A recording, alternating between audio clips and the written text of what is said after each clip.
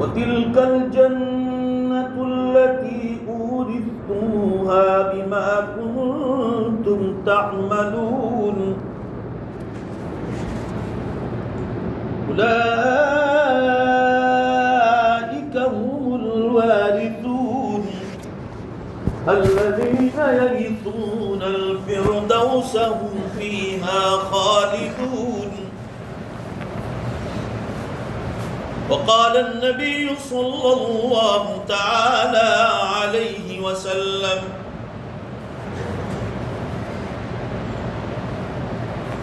إن الدنيا خلقت لكم وإنكم خلقتم للآخرة. صدق الله مولانا العظيم وصدق رسوله النبي الأمي الكريم ونحن على ذلك لمن الشاهدين والشاكرين والحمد لله رب العالمين. زور سے ایک بار درود شریف پڑھ لیا جائے.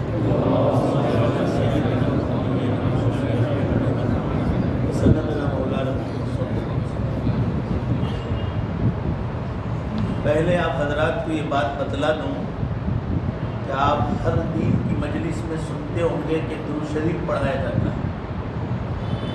عام لوگوں کو اس کا علم نہیں ہے. رسول اللہ صلی اللہ علیہ وسلم نے ارشاد فرمایا کہ جس مجلس میں ایک بار کوئی درود شریف پڑھ لے اور ایک انسان نے بھی اس مجلس میں کوئی غلطی کی ہے یا پورے مجمع نے غلطی کی ہے تو اللہ تعالیٰ شان ہو درود شریف کی برکت سے اس مجلس میں جو کالا داغ لگا تھا اللہ اس کو ختم کر دے. اس لیے ہر مجلس میں پڑھایا جاتا ہے. اس وقت میں نے 2 آیت شریفہ پڑھی، مختصر وقت ہے. جنت کے بارے میں 2 آیات شریفہ پڑھی. اللہ تعالیٰ فرماتے ہیں یہ وہ جنتیں ہیں وہ کہ جنت جس نے بنائی ہے جنتیں ان کے سامنے 100 جنتیں اللہ نے بنائی. سب سے ٹاپ کلاس کی جنت ہے، ذرا زور سے بولو، جنت الفردوس. ماشاء اللہ.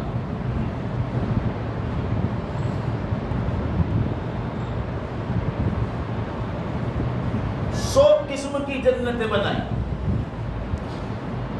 ہر مسلمان کی یہ فکر رہنی چاہیے کہ ہمارا ہر مسلمان بھائی جنت الفردوس میں چلا جائے. یہ دنیا جس میں ہم اور آپ آباد ہیں یہ میری اور آپ کی دنیا نہیں ہے. پاٹن والوں، ویراول والوں، پورا مجمع سے میں آپ کو معلوم ہے مجھے بلوانے کی عادت ہے. میں اتنے دور سے سفر کر کے آیا ہوں اور مجھے جواب نہ ملے. میرا خوراک کھانا پینا نہیں، میرا خوراک ہے دینی خوراک کہ میں جو آپ کو دینے کے لیے آیا ہوں آپ اس بات کو اندر اتار رہے ہیں، وہ ہضم ہو رہا. پورا مجمع بولے کوئی باقی نہیں رہنا چاہیے. جس کی دنیا ہے اس کا نام بولنے کا ہے. یہ دنیا کس کی ہے؟ اللہ. جیسی آواز آنی چاہیے ویسی نہیں آئی. زور سے بولو اللہ. ہمیں اور آپ کو اس میں اشرف المخلوقات بنا کر بھیجا ہے. ساری مخلوقات میں عزت والی مخلوق، سب کا سردار بنا کر بھیجا ہے. دنیا کی ایک مدت بنائی ہے تو جس انسان کے لیے دنیا بنائی ہے اس کی بھی ایک مدت رکھی. جہاں وہ مدت پوری ہو جائے گی تو اللہ تعالیٰ شان اس انسان کو بھی اٹھا لے.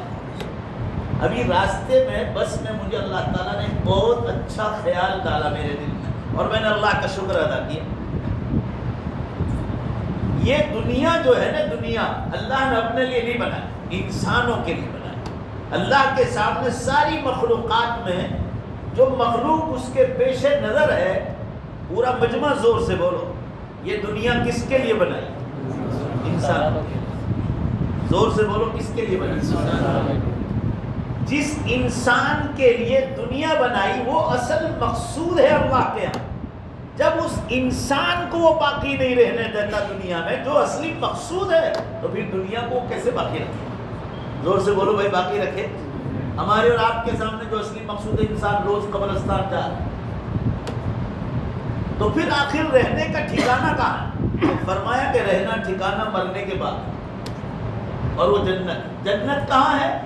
آسمان 7 ہے، 7 آسمان، ہر 2 آسمان کے بیچ میں بخاری شریف کی روایت میں ہے 500 برس کی مسافری، اور ہر 2 آسمان کے بیچ میں 500 برس کی مسافری ہے۔ اس کو پار کرنے کے بعد اللہ نے اوپر جنت بنائی، اور یہ زمین ہے 7، اور 7 زمین کے نیچے پہلا دھکن آئے گا جہنم کا، اس کے نیچے جہنم۔ جب دنیا اللہ تعالیٰ توڑ دیں گے، 7 آسمان بھی ہٹ جائیں گے، اس کے پرچے اڑا دے گا، اور 7 زمینوں کو بھی اڑا دے گا۔ تو اب جنت اور جہنم، زور سے بولو، آمنے اور سامنے آتے ہیں۔ وہ جنت کیا ہے؟ اللہ تعالیٰ نے خود قرآن میں اس کو بیان بھی کیا ہے، پہلے سے وہی بیان کر سکتا ہے جو ساری کائنات کا مالک ہے۔ قرآن پاک میں اللہ نے ارشاد فرمایا، اے انسان، وہ جنت تیرے لیے بنائی۔ جنات بھی ہے مگر وہ نمبر 2 پہ۔ فرمایا لا يصدعون عنها ولا ينزفون۔ دوسری جگہ پر ارشاد فرمایا لا يذوقون فيها الموت الا الموتة الاولى۔ موت جس سے انسان بھاگتا، قرآن کہہ رہا ہے، پورا مجمع زور سے جواب دو، اگر جنت میں جانا ہے تو اللہ آپ کے دل کی اور زبان کی ہر حالت کو جانتا ہے۔ دین کی بات کوئی بھی مسلمان پیش کرتا ہو، یہ مت سوچو کہ کون بیٹھا ہے، بات کیا کہی جا رہی وہ صرف سوچو آپ۔ حضرت علی کرم اللہ جو فرماتے تھے لا تنظر الى من قال وانظر الى ما قال، کیا کہی جا رہی وہ اس بات پر دھیان دو، بولنے والا کون آیا ہے اس کو مت دھیان۔ اللہ تعالیٰ فرماتے ہیں موت میں نے دنیا میں ایسی رکھی کہ قیامت تک موت کے معاملے میں ایک رتی برابر بھی ہمارا حکم آگے پیچھے نہیں ہو۔ اور یہی بات قیامت کے بارے میں فرمایا کہ تم مانو یا نہ مانو، ساری دنیا بھی انکار کر دے تو مجھے قیامت کو اپنی گھڑی پر لانا ہے، وہ آ کر اسی ٹائم پر کھڑی رہ جائے۔ میں قیامت پر بہت بولتا ہوں 13 برس سے، تو قیامت آ نہیں گئی، بولنے سے آتی نہیں۔ یہ بھی ایمان کی کمزوری ہے، یہ بھی ایمان کی کمزوری ہے کہ قیامت کی بات سننے سے یا بولنے سے قیامت جلدی آ جائے گی، یہ ایمان کی کمزوری ہے۔ اور بالکل قیامت کا ذکر نہ کریں تو زور سے بولو قیامت دور جانے والی، وہ جس ٹائم پر ہے اسی ٹائم پر آئے گی۔ موت کے بارے میں ذکر کرو یا نہ کرو، وہ اسی ٹائم پر آنے والی ہے۔ آپ کے پاس بیماری نہ ہو تب بھی آپ کو اسی ٹائم پر وہ اٹھا لیں گے، کیونکہ ٹائم آ گیا اللہ سے ملاقات کا۔ آج کے مسلمانوں کی یہی کمزوری ہے، اور حضور اکرم صلی اللہ علیہ وسلم نے قیامت کی نشانیوں میں بتایا۔ آپ مجھ سے نہ پوچھو، بخاری شریف پڑھانے والوں سے پوچھو کہ میری امتیوں میں آخری زمانے کے مسلمانوں میں 2 چیز کی کمی آ جائے، اور اس وجہ سے وہ 2 چیز کی کمی کی وجہ سے دنیا کی قوموں کے سامنے ان کی کوئی عزت نہیں رہے گی۔ حدیث کے الفاظ میں ہے کہ سمندر پر جیسے کچرا پانی کچرے کو بہا کر لے جاتا ہے، ایسے آخری زمانے کے مسلمانوں کی دنیا کی قوموں کے سامنے کوئی قیمت نہیں رہے گی۔ صحابہ نے پوچھا اللہ کے رسول کیا اس زمانے میں مسلمان کم ہوں گے؟ فرمایا نہیں، سب سے زیادہ ہوں گے، سب سے زیادہ، کبھی نہیں رہے ہوں گے، اتنی زیادہ تھا۔ اس وقت دنیا میں، پوری دنیا میں اسلام پھیل چکا ہے، آسمان کے چھت کے نیچے کوئی دیش اور کوئی ملک خالی نہیں جائے اسلام نہ پھیلا۔ وہ نشانی بھی قیامت کی پوری ہوگی۔ مگر صحابہ نے پوچھا اللہ کے رسول جب اتنے زیادہ ہوں گے پھر کیا وجہ ہوگی کہ کوئی قیمت نہیں ہوگی؟ تو فرمایا 2 کمزوریاں آ جائیں، ذرا زور سے بولو گے کتنی؟ فرمایا نمبر 1، فرمایا وہ کیا؟ تو آپ صلی اللہ علیہ وسلم نے فرمایا مال کی محبت دلوں میں اتارے، دلوں نیچے تک رہے نا، نیچے تک کوئی پریشانی نہیں، پھر آپ ابجو روپے کماؤ مگر محبت دل میں نہیں آنی چاہیے۔ جیسے آپ کشتی میں بیٹھے ہیں یا اسٹیمر میں بیٹھے ہیں تو پانی نیچے نیچے، اور ذرا زور سے بولتے جاؤ بات سمجھ میں آ جا رہا، کشتی اوپر اوپر، تو آپ منزل پار کر لو، مگر یہی پانی اگر کشتی کے اندر داخل ہو جائے گا، زور سے بولو، کشتی کیا ہو جائے گی؟ ڈوب جائے گی۔ یہ حال آج کے زمانے کے مسلمانوں کا، حتیٰ کہ دیندار طبقوں کا بھی یہ حال ہے۔ نمبر 2 پر اسلام، نمبر 1 پر مال، اندر بٹھا رکھا ہے اندر۔ یہ جب اندر آ جائے گا نا تو فرمایا دنیا کی قوموں کے سامنے ان کی کوئی عزت نہیں رہی۔ بھائی کمانا، حلال کمانا تو اسلام میں فرض ہے، فرض کے درجے میں۔ آپ نے بیوی بچوں کو حلال روٹی نہ کھلائی، چاہے چٹنی روٹی ہو، مگر نہیں کھلائی تو آپ کی پکڑ ہو سکتی ہے، آپ کی نماز، روزے، زکوٰۃ، صدقات میں سب چیزیں ایک سائڈ پہ رہ جائے گی اور جہنم میں ڈال دیے جاؤ گے اولادوں کو اور بیوی کو بھوکا رکھنے۔ بخاری شریف ہی میں یہ واقعہ ہے، بنی اسرائیل کی ایک عورت بڑی عبادت گزار، حدیث میں کانت عبادت، وہ عبادت گزار تھی، مگر ایک بلی کو پال رکھا تھا، بلی کو بھوکا رکھتی تھی، حتی ربطت، یہاں تک کہ باندھ دیتی تھی، وماتت جوعا، حدیث بخاری میں، یہاں تک کہ وہ بھوکی مر گئی۔ آپ صلی اللہ علیہ وسلم جب معراج شریف میں تشریف لے گئے تو جب واپس آئے، جبریل اور میکائیل علیہ السلام دونوں ساتھ ساتھ تھے، پوچھا یہ عورت کون ہے؟ تو جبریل اور میکائیل نے بتلایا کہ بنی اسرائیل حضرت موسیٰ علیہ السلام کی قوم میں تھی، کانت عبادہ، بڑی عبادت گزار تھی، مگر آپ صلی اللہ علیہ وسلم فرما رہے رأیتها تتقلب فی النار، میں نے اس عورت کو بلی کے ستانے پر جہنم کی آگ میں جلتے ہوئے دیکھا۔ تو کیا بیوی بچوں کو حلال نہیں کھلاؤ گے تو اللہ پکڑ نہیں کرے گا؟ ہم کو زندگی گزارنے کا ایک طریقہ دیا ہے، عبادات۔ آپ فرض نماز کے پابند ہیں، ایک اس میں نماز بھی آ گیا، روزے بھی آ گیا، عبادت مالیہ، آپ پر جن جن سالوں میں زکوٰۃ واجب ہے آپ زکوٰۃ نکالتے ہیں، جن جن سالوں میں آپ پر قربانی واجب ہے آپ نکالتے ہیں، صدقہ فطر واجب ہے آپ نکالتے ہیں، جن سالوں میں پیسہ نہیں ہوگا قربانی بھی واجب نہیں، زکوٰۃ بھی واجب نہیں، صدقہ فطر بھی واجب نہیں، پیسہ ہی نہیں ہے، مگر جن جن سالوں میں پیسہ ہوگا آپ کو نکالنا پڑے گا۔ زندگی میں ایک بار اگر پیسہ ہے تو حج فرض ہوگا۔ آپ کو پوچھیں، یہ سب عبادات کی لائن، پھر آپ کی تلاوت، ذکر اللہ، آپ کی تہجد، نوافل، یہ سب نوافل میں آئے۔ مگر آپ معاملات میں پکڑا گئے، کسی سے پیسے ادھار لیے تھے وہ نہیں دی واپس، کسی کی زمین پر قبضہ کیا، مدرسے اور مسجد کی زمینوں پر قبضہ کیا، کسی کی گڑوں پہ لی تھی اس پر قبضہ کر لیا۔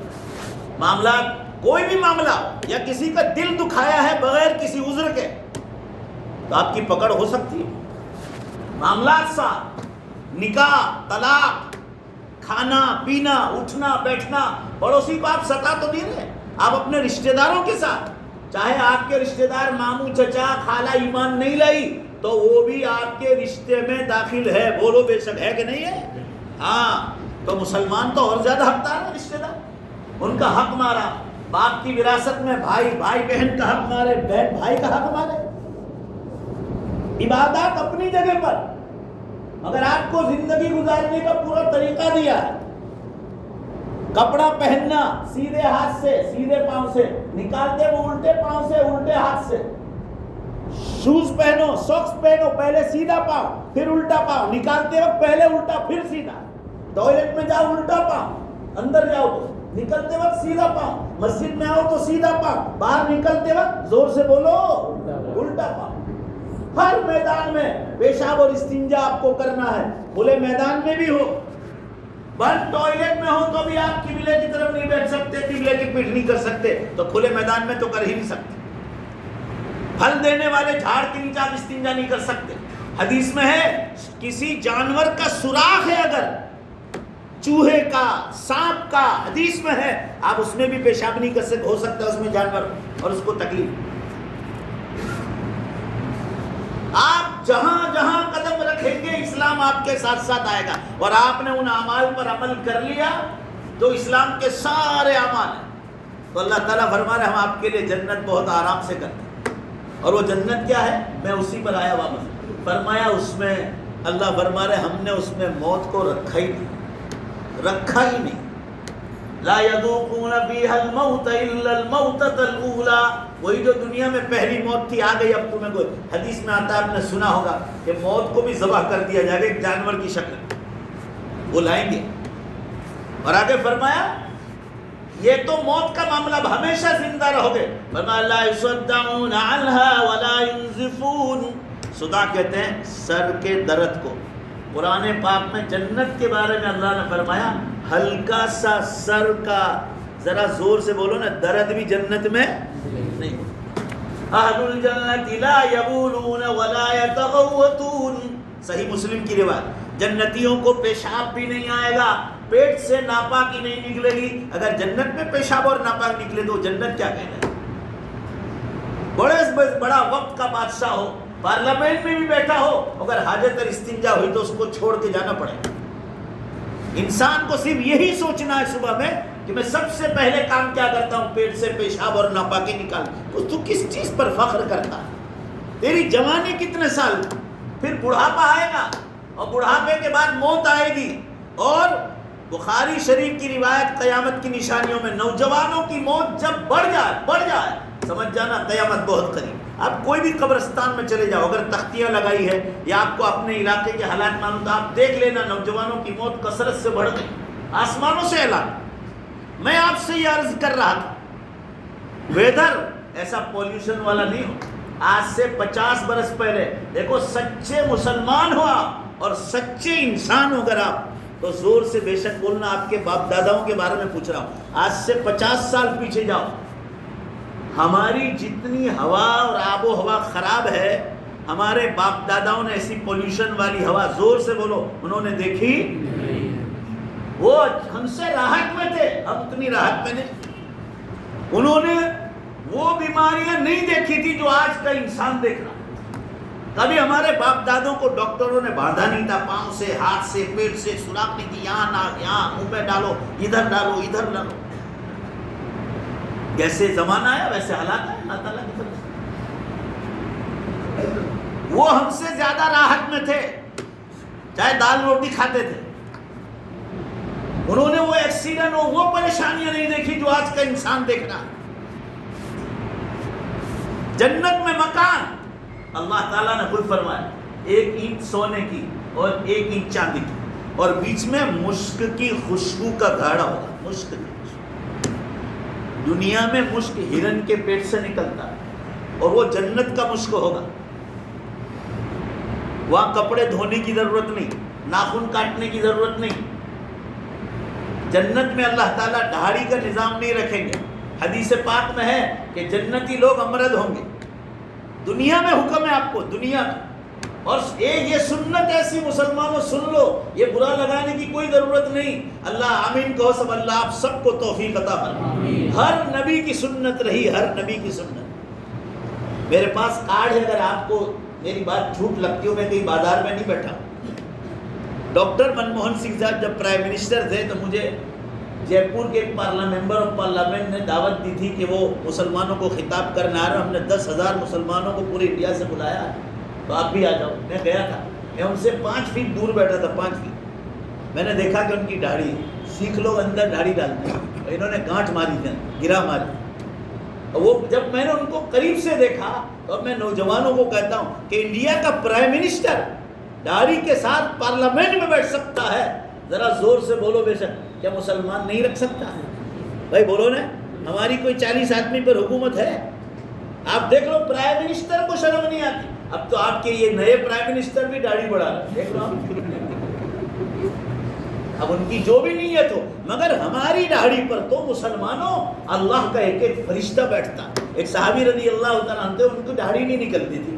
4-5 صحابی کا ذکر کتابوں میں آتا ہے، آپ صلی اللہ علیہ وسلم کے ہاتھ پر ایمان لے، ان کی داڑھی نکلتی نہیں تھی، بس 1-2 بال تھے۔ اور ایک صحابی ایسے تھے جن کو ایک ہی بال نکلا تھا، اور آپ صلی اللہ علیہ وسلم جب بھی، میرے صحیح حدیث میں ہے، آپ صلی اللہ علیہ وسلم جب بھی ان سے ملتے تھے تو ایسے دیکھ کر مسکراتے تھے، وہ خوش ہوتے تھے کہ اللہ کے نبی مجھ سے خوش ہے۔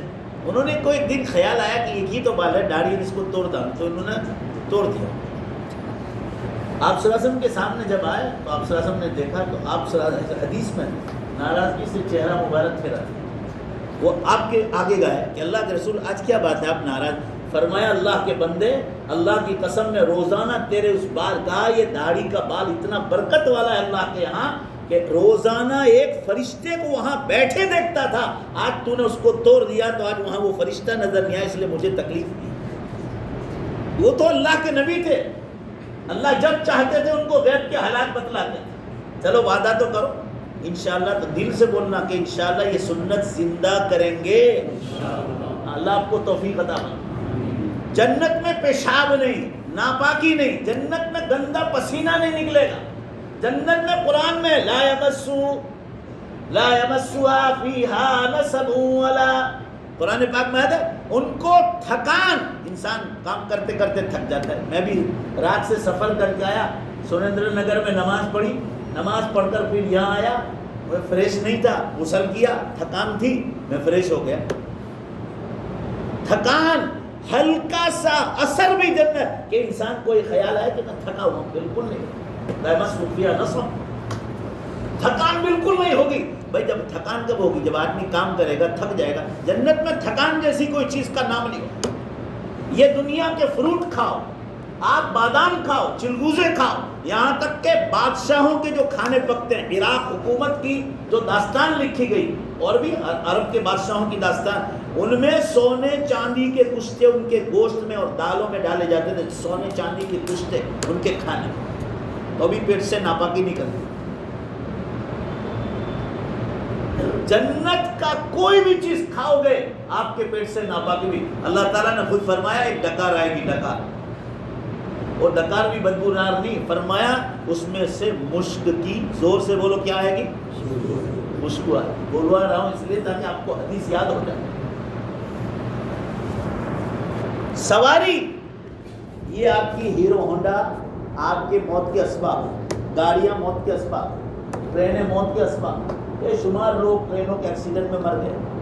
ابھی ایک سٹیمر 5-7 سال پہلے سعودیہ سے آ رہی تھی ایجپٹ کی طرف, 10,000 حجاج کرام حدیث میں ہے شہید ہو گئے. پلین ٹوٹتے ہیں, لوگ مرتے ہیں.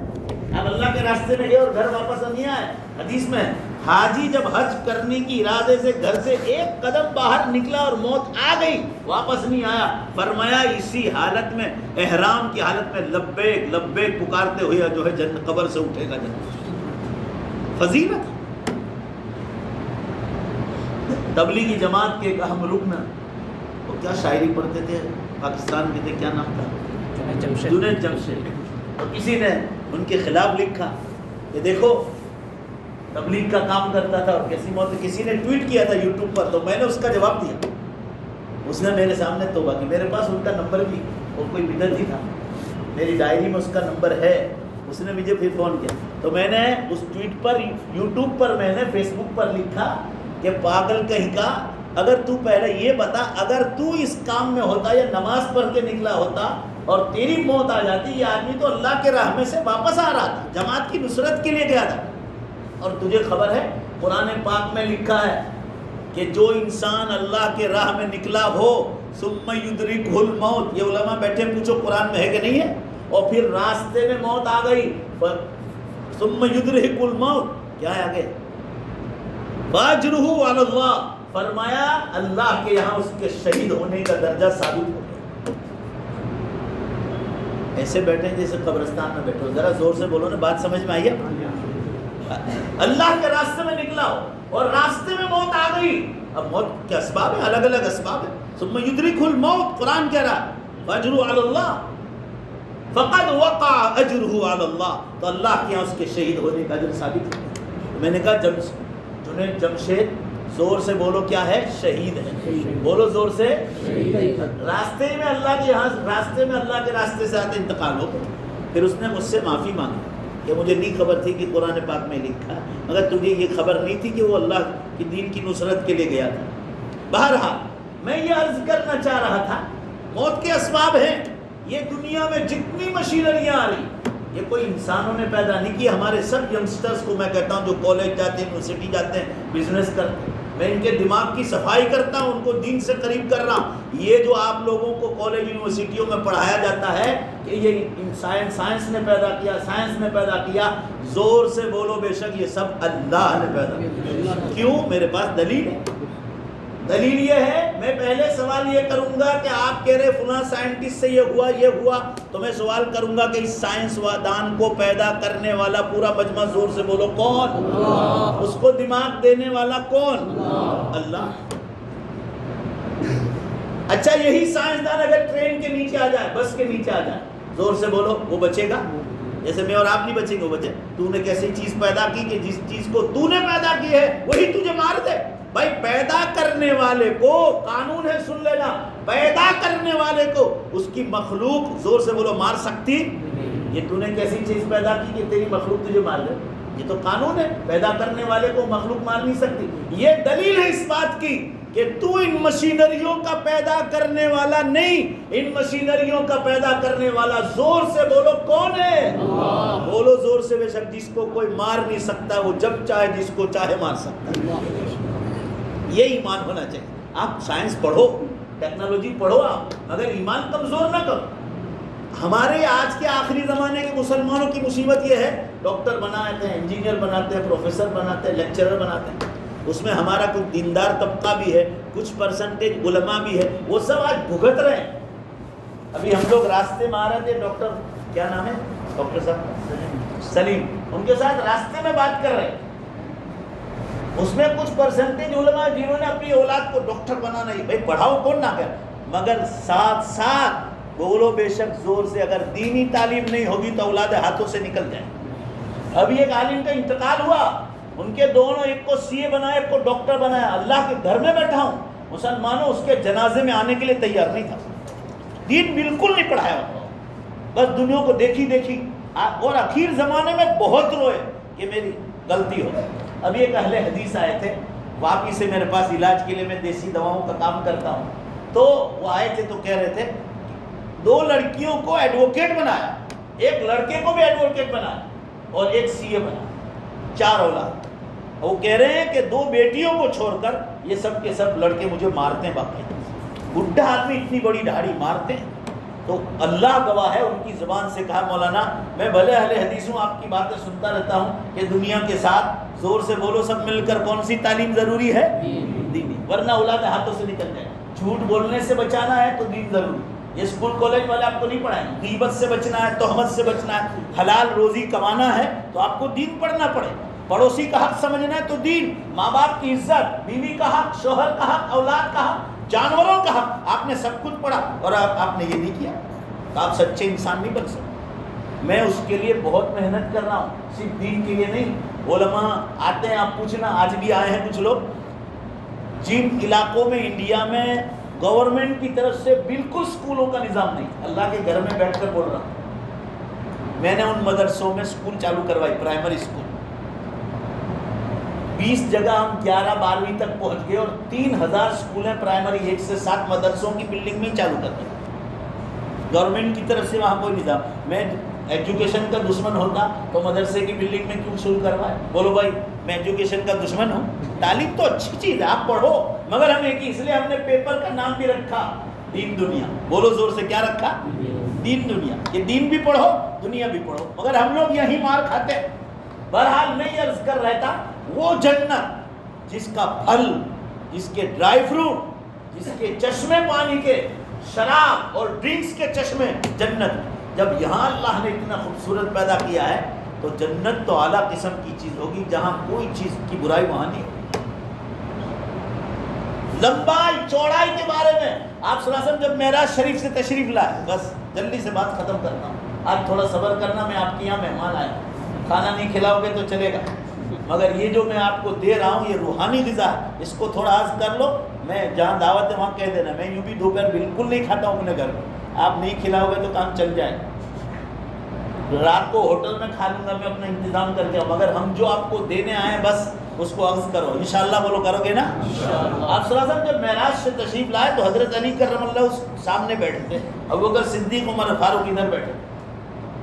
فرمایا علی، سارے صحابہ سن رہے تھے، میں جنت کا تذکرہ موقع بہ موقع کرتا رہوں گا، مگر علی میں آج جنت کے جھاڑ کا ذکر کرتا ہوں جو اللہ نے مجھے معراج کے موقع پر بتایا. فرمایا اس جھاڑ کا نام ہے توبہ. توبہ، توبہ کہتے ہیں خوشخبری کو. فرمایا اللہ نے اپنے مبارک ہاتھ سے ہر مومن کے لیے وہ درخت لگایا، اس میں میں بھی حقدار ہوں انشاءاللہ، بولو، اور آپ سب حقدار ہیں انشاءاللہ. اور فرمایا کہ اس کی ڈالیاں کہاں تک پھیلی ہوئی ہے اور اس پر فروٹ کیسے لگے. اس کا ذکر میں نہیں کرتا ہوں اے علی، صرف اس ایک جھاڑ کا ذکر کرتا ہوں. تیرے پاس جو یہ 5 برس کا جوان اونٹ ہے، اس کی نیچے گولائی میں تو دوڑانا شروع کر دے. اللہ کے رسول صلی اللہ علیہ وسلم ابن کثیر رحمۃ اللہ علیہ نے 13 سندوں سے اس حدیث کو مضبوط کیا ہے. فرمایا اے علی، اس کے نیچے چاروں گولائی میں تو دوڑتا رہے، اس پر سوار ہو کر دوڑتا رہے. فرمایا 100 برس بھی تو اس پر دوڑاتا رہے، اللہ کی قسم اس کا ایک چکر کاٹ نہیں سکتا. مکان کیسے ہوں گے، بنگلے کیسے ہوں گی، آب و ہوا اتنی خوبصورت، اللہ اکبر، آدمی سوچ نہیں سکتا ہے. مسلمانوں، اس کے لیے یقین ہونا ضروری ہے، یقین کا مضبوط ہونا. اور وہ یقین ہمارا کمزور ہے. اور کہاں کمزور ہے، وہ ایک آخری بات کہہ کر بات کو ختم کر دیتا ہوں. ہم یہ سوچتے ہیں، جیسے سائنس والے ناسٹک لوگ سوچتے ہیں کہ بھائی مرنے والا مر گیا، قبرستان چلا گیا، آج تک کوئی جنت نظر نہیں آئی، آج تک وہ قبرستان سے واپس نہیں آیا، تو قیامت کے دن کیسے زندہ ہوگا؟ تو میں اس کا آپ کو جواب دے رہا ہوں. اب ذرا یہ آخری بات ہے میری، مجھے وعدہ کرو کہ انشاءاللہ اس بات کو اتارو گے اور امت تک پہنچاؤ گے انشاءاللہ. دوبارہ پیدا کرنے کا کام، پورا مجمع زور سے بولو، کس کا ہے؟ اللہ. جب پہلی بار پیدا کرنے کا کام اللہ کا تھا تو ماں کے پیٹ سے پیدا کر دیا، تو قیامت کے دن دوبارہ زندہ کرنا بھی. ابھی آج آپ پیدا کروا کے کیا کر رہے ہیں؟ قرآن کی تفسیروں میں لکھا ہے کہ اللہ تعالیٰ تو آج بھی جیسے قیامت کے دن وہ دوبارہ زندہ کرنے کی طاقت رکھتا ہے. پورے مجمع میں سے پیچھے والوں کی آواز میری تک آ نہیں رہی، بولو زور سے بے شک. آج بھی اگر انسان کہے کہ اللہ جمعہ کے بعد 3 بجے سارے مردوں کو زندہ کر دے، بولو بے شک آج بھی اللہ کے پاس طاقت ہے. مگر کیوں نہیں کر رہا ہے، اس کا میں جواب دے رہا ہوں تاکہ آپ سائنس والوں کے ناستیکوں کے چکر میں نہ. کیوں نہیں کر رہا ہے؟ مثال دوں میں آپ کو. یہ مسجد سارے مسلمانوں نے مل کر بنائی، یہاں مدرسے بھی بنے ہیں، یہاں سکول بھی بنی ہے، پانی کا واٹر ورکس بھی بنا ہوگا، بہت سارے نیک کاموں میں مسلمانوں نے ہاتھ مارے اور وہ نیکیاں کر کے قبروں میں چلے گئے. کیا آج ان کو زندہ کر کے اللہ تعالیٰ تو آج بھی ان کو زندہ کر کے ان کا ثواب دے سکتا ہے، مگر کیا آج زندہ کروا کر آپ اس کو ادھورا ثواب کیوں دیں؟ انہوں نے جو یہ مسجدوں میں پیسہ لگایا تھا، چاہے ایک اینٹ دیا ہو، ابھی بھی ان مسجدوں میں نمازیں چالو ہے، تلاوت چالو ہے، جو ہے تعلیم زندہ ہو رہی ہے، تعلیم کے حلقے لگ رہے ہیں، ذکر کے حلقے لگ رہے ہیں، اور جناب جو ہے اعتکاف ہو رہا ہے، علماء کے بیانات ہو رہے ہیں. پورا مجمع جواب دو تاکہ میں یہ سمجھوں کہ آپ میری بات کو سمجھ رہے ہیں. کیا آج بھی ان کی نیکیاں ختم ہو گئی؟ بولو چالو ہے کہ نہیں چالو ہو؟ اور پورا مجمع زور سے بولو کب تک چالو رہے گی ان کی نیکیاں؟ قیامت تک. تو ظاہر ہے ابھی زندہ کروا کے آپ ان کو ادھورا ثواب دینا چاہتے ہیں. ثواب مکمل اسی وقت ہوگا جب قیامت میں ان کی ساری نیکیاں جمع کر کے اللہ تعالیٰ ساری مخلوقات کے سامنے ان کی نیکیاں دے دیں. بولو زور سے بے شک صحیح کہہ رہا ہوں غلط کیا؟ اللہ تعالیٰ گنہگاروں کو جو قبروں میں چلے گیا ان کو جلا دیا، آج بھی زندہ کر کے ان کو سزا، بولو زور سے بے شک، دے سکتا ہے. مگر کیا آج آپ ان کو ادھوری سزا دلوانا چاہتے ہیں؟ وہ جو سینما تھیٹر کھول کر گئے، یا شراب کا اڈا کھول کر گئے، یا زنا کاری کا اڈا کھول کے گئے، یا کسی کو قتل و غارت سکھا کے گئے، تو آج بھی ان کی سزا دے سکتا ہے. مگر اس لیے نہیں دے رہا کہ وہ جو گناہوں کی بنیاد ڈال کر گئے، آج بھی وہ گناہ چالو ہے اور قیامت تک ان کے گناہ چالو رہیں گے، لہذا ان کی سزا اسی وقت پوری ہوگی. بولو پورا مجمع مل کر، کون سے دن؟ قیامت کے دن. لہذا زندہ کرنے کا ٹائم قیامت کا دن ہے. اور بولو ایمانداری سے بولو، ابھی زندہ کرنا مناسب ہے کہ قیامت کے دن؟ بولو قیامت. لہذا جب ٹائم آئے گا تو 1 سیکنڈ میں، قرآن پاک میں ہے، قرآن میں ہے، یہ علماء سے پوچھ لینا، ابھی ٹائم نہیں آیت پڑھنے کا، کہ آنکھ کے پلکارے میں تمہاری دیر لگ سکتی ہے مجھے قیامت لانے میں، اور دوبارہ زندہ کرنے میں آنکھ کے پلکارے کی بھی ضرورت نہیں پڑے. اتنی بڑی طاقتوں کا مالک ہے وہ. مگر ہم نہیں سمجھ رہے. میں کتنی اچھی نصیحت کر رہا ہوں، دین کی تعلیم بھی لو، دنیا کی تعلیم لو، مگر ہم لوگ باہر یہاں کھا رہے ہیں، دنیا کی تعلیم دے رہے، دین نہیں دے رہے. سب لے لو آپ، روحانیت پیدا ہوگی، نورانیت پیدا ہوگی. یہ تبلیغی جماعت میں جتنے لوگ لگے ہیں اور بھی جو لوگ دیندار میں، سب کا تذکرہ کرتا ہوں. پہلے جب ان کے گھر میں دین نہیں تھا تو ان کو ان کی حالت پوچھو، اور جب دین میں آئے تو اللہ تعالیٰ نے خود ہی ان کو کتنے لوگوں کی ہدایت کا ذریعہ بنا دیا. اب ذرا زور سے بولو گے بے شک بنایا کہ نہیں بنایا؟ بنایا. وہ علماء کے پاس بیٹھے، انہوں نے وہ دین اللہ کے یہاں پہنچا. تو ہر مسلمان کا یہ حال ہونا ہے. دین نہیں ہوگا دنیا میں بھی آپ چین کی زندگی نہیں گزار سکتے، اندر سے سکون ملے گا ہی نہیں. گناہوں سے بچنا ضروری ہے اور نیک اعمال کرنا ضروری، تب جا کر اندر سکون ملے گا، نہیں تو آپ کو سکون ملے گا ہی. بہرحال میں یہ کہہ رہا تھا اب وہ قیامت بہت قریب آ گئی، اور شارٹ میں کہہ دیتا ہوں کسی کو بھی یقین نہ آتا ہو تو میں کل شام تک یہاں مجھ سے استخارے کی دعا لے لو، بہشتی زیور میں بھی چھپی ہے، ضرورت المسلمین میں بھی ہے، وہ چھوٹی کتاب ہے مقبول مسند دعا اس میں بھی ہے، 2-3 دن کرنا، اللہ سے اتنا پوچھ لو کہ اللہ قیامت قریب ہے کیا، بڑی نشانیاں شروع ہو گئی، وہ دعا پڑھ کے سو جاؤ، پھر آپ مجھے کہنا آپ کو کیا جواب ملتا ہے۔ سینکڑوں نہیں کہہ رہا ہوں، میں کروڑوں میں بول چکا ہوں یہ بات، کروڑوں میں 13 برس سے بول رہا ہوں۔ ابھی ایک ٹی وی چینل والے نے کہا کہ یہ سائنسدان تو ابھی کہہ رہے ہیں، مولانا 13 برس سے کہہ رہے ہیں کہ قیامت بہت قریب۔ میں تو یہ کہتا ہوں مسلمانوں کو، یہ میرے بارے میں یہ بھی مت بولو کہ بھلا مولا، جو کرنے کا کام ہے زور سے بولو وہ کرنے کا، بولو ہے کہ نہیں، جگانے کا کام ہمارا ہے۔ یہ قیامت بالکل سروں پر ہے، بڑی نشانیاں قیامت کی 2010 سے شروع ہو گئی، دھواں نکل رہے آئس لینڈ میں، پورے اتہاس میں بتاؤ کبھی اتنا بڑا دھواں نکلا ہو، 80% ایئرپورٹ بند ہو گئے تھے، ایک ہوائی جہاز کمپنی کو روزانہ $200 ملین کا نقصان تھا۔ قرآن کی آیت اٹھاؤ، تفسیر اٹھا لو اور دیکھ لو پوری دنیا کی ٹرانسپورٹیشن بند ہو گئی، اتنا بڑا دھواں نکلا، 10 دن تک نکلا، یورپ، امریکہ اور فرانس پورے تینوں دن کھڈ کو گھیر لیا اور دنیا بھر میں مار پڑی اس کے اثرات، اور لوگ غفلت میں سو رہے۔ اور 3 بڑے دھرتی کمپ، 10 نشانیوں میں 3 بڑے دھرتی کمپ کا ذکر ہے۔ پورب کا دھرتی کمپ 2011 میں جاپان میں ہوا، پشچم کا دھرتی کمپ 2012 میں ترکی میں ہوا، عربستان کا دھرتی کمپ 2013 میں عراق، ایران، یمن، سعودیہ میں ہو گیا، اور اب سورج پشچم سے نکلنے کی تیاری۔ آپ نے بھی پڑھا ہوگا کہ مسلم سائنٹسٹ اعلان کر رہا ہے کہ 2028 میں، اس کا اندازہ ہے اس کا بھی، میں بھی لوگوں کو کہتا ہوں 40-50 برس تقریباً باقی، یہ میرا اندازہ۔ اللہ چاہے تو 2-4 برس بڑھا بھی سکتا ہے، اور اللہ کے ہاتھ میں وہ چاہے گھٹا بھی سکتا ہے، مگر ہماری عقل مندی یہ ہوگی ہم جتنے کم سال مانیں گے۔ وہ سائنٹسٹ تو کہہ رہا ہے کہ توبہ کا دروازہ بند ہونے کو صرف 7 یا 8 برس باقی ہے، 2028، اور تاریخ بتائی کہ اس دن بھی میں نے قمری حساب لگایا ہے اور سائنس کو ملا کر دیکھا کہ پشچم کی دشا، یہ سن لو آپ، سائنس والے کہہ رہے ہیں، اور سورج کے بیچ میں ایک بال کے برابر صرف جگہ باقی، ادھر سے نکل ٹرن لے لیا کہ ادھر سے نکلے۔ یہ دنیا چلے گی، مگر زور سے بولو، پورا مجمع بولو، توبہ کا دروازہ۔ پھر گاڑی پلیٹ فارم چھوڑ کے چلی گئی، اب ٹکٹ پھاڑ کے پھینک، ہوائی جہاز اڑ گیا، naan refundable, naan refundable, ticket پھاڑ کے۔ پھر آپ کہو گے اللہ میرے گناہ کو معاف کر، کچھ نہیں ہوگا۔ آپ نبی کی اولاد ہو، نبی کے ماں باپ ہو، قرآن میں کتنا ذکر ہے، ہم نے ان کو جب ہمارے نبی کے راستے کو جب انہوں نے چھوڑا، اللہ کے حکم کو، ہم نے نبی کے بھی کوئی پرواہ نہیں کی، ان کی اولادوں کو، ان کی بیویوں کو جہنم میں ڈالیں۔ اللہ کی ذات کو پہچانو، ہم آپ کی بھلائی چاہ رہے ہیں، نمازی بھی بن جاؤ، روزے دار بھی بن جاؤ، جو نماز روزے چھوٹے ان کی قضا کرنا شروع کرو، اور اپنے اعمال کو بڑھاؤ اور گناہوں سے بچو۔ یہ دھرتی کم روزانہ 200 ہو رہے، 200 کے قریب، میں پہلے 100 کہتا تھا، 200 کی لائن لگ گئی ہے، یہ 3 برس میں۔ ابھی ہمارے گجرات میں ہوا، پورا گجرات، یہ بھروچ سے ہوا، ادھر واپی تک گیا، 3:45 بجے، میں خود 3:39 کو اٹھا، 40 کو ایسا زلزلہ ہوا، میں پورا پلنگ پہ ایسے ہل، میں سمجھا کہ پیچھے گاڑیاں جا رہی شاید اس کی وجہ، اتنے میں فون آیا محلے میں سے کہ آپ کو کچھ پتا چلا، فوراً خبر آئی 4.7 کا ہوا۔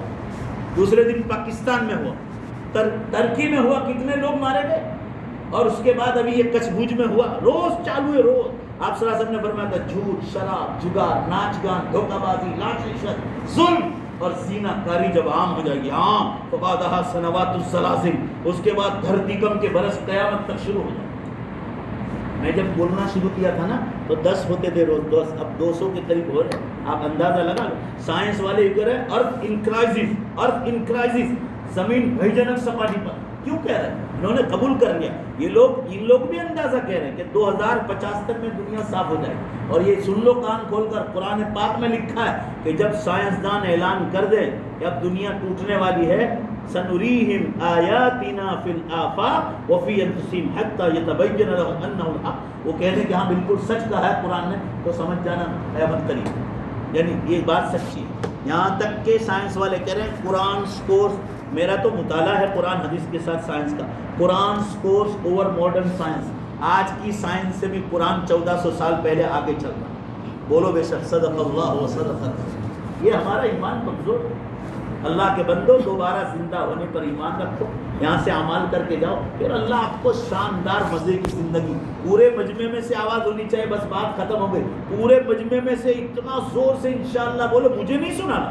اللہ کے فرشتے آپ وضو کے ساتھ بیٹھیں وہ گواہی دیں گے، اور اللہ خود سن رہا کہ آپ کتنی زور سے بول رہے ہیں۔ بولو انشاءاللہ قیامت کی تیاری کریں گے تو اب جنت میں جانے کا وقت بھی قریب آ گیا۔ سب کی آخرت کو کی تیاری کی توفیق عطا فرمائے۔ ایک دو تین اعلان ہے وہ ذرا سن لیں۔